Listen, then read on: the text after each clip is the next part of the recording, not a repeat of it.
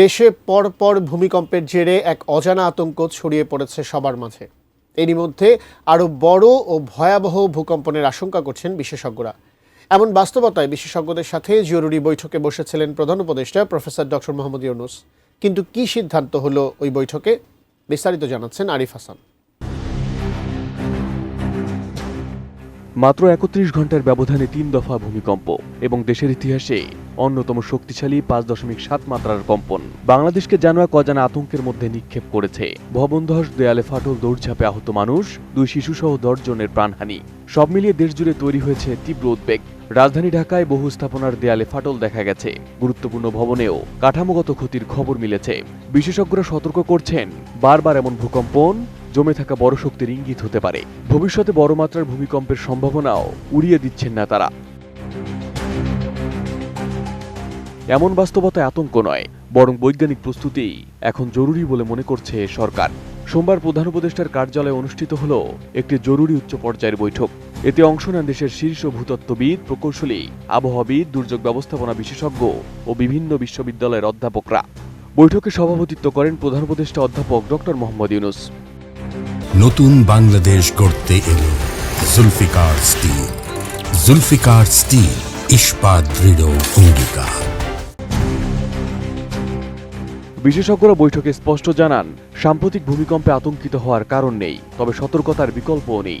ভূমিকম্প পূর্বাভাস দেওয়া সম্ভব নয়, তাই প্রস্তুতিই এখন একমাত্র পথ। তারা বলেন, সোশ্যাল মিডিয়া ছড়ানো গুজব পরিস্থিতিকে আরো বিপজ্জনক করে তুলছে।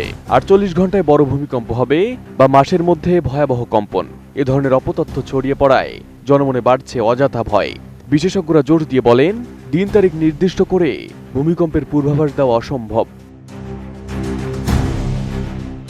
প্রধান উপদেষ্টা ডক্টর ইউনূস বৈঠকে বলেন, আমরা হাত গুটিয়ে বসে থাকতে চাই না, আবার অবৈজ্ঞানিক কোনো সিদ্ধান্তও নিতে চাই না। তিনি বিশেষজ্ঞদের দ্রুত লিখিত পরামর্শ দিতে নির্দেশ দেন। জানান, ভূমিকম্প মোকাবিলায় প্রয়োজনীয় বিশেষজ্ঞ কমিটি ও একটি বা একাধিক টাস্কফোর্স গঠনের কাজ চলছে।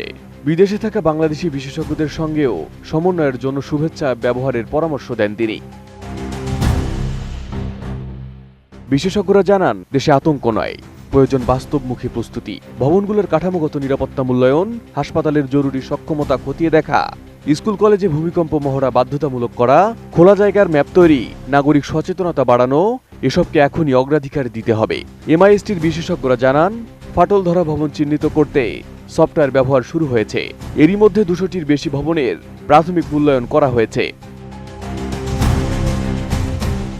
বৈঠকে সিদ্ধান্ত হয়েছে, বিশেষজ্ঞদের সুপারিশ হাতে আসার পর দ্রুত টাস্কফোর্স গঠন করা হবে। এই টাস্কফোর্সে থাকবে সরকারি বেসরকারি কর্মকর্তা ও দুর্যোগ বিশেষজ্ঞরা।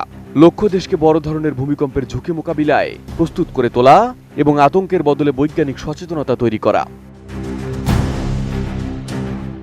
সাম্প্রতিক কম্পনগুলো মনে করিয়ে দিয়েছে, বাংলাদেশ ঝুঁকির ভৌগোলিক অঞ্চলে রয়েছে। তবে সঠিক প্রস্তুতি ও বৈজ্ঞানিক পরিকল্পনা থাকলে বড় বিপর্যয় অনেকটাই কমানো সম্ভব। সরকারের এ জরুরি বৈঠক তাই ভূমিকম্প মোকাবিলায় জাতীয় প্রস্তুতির নতুন পথ চলার সূচনা হতে পারে বলে মনে করছেন বিশেষজ্ঞরা। Arif Hasan, ATN news.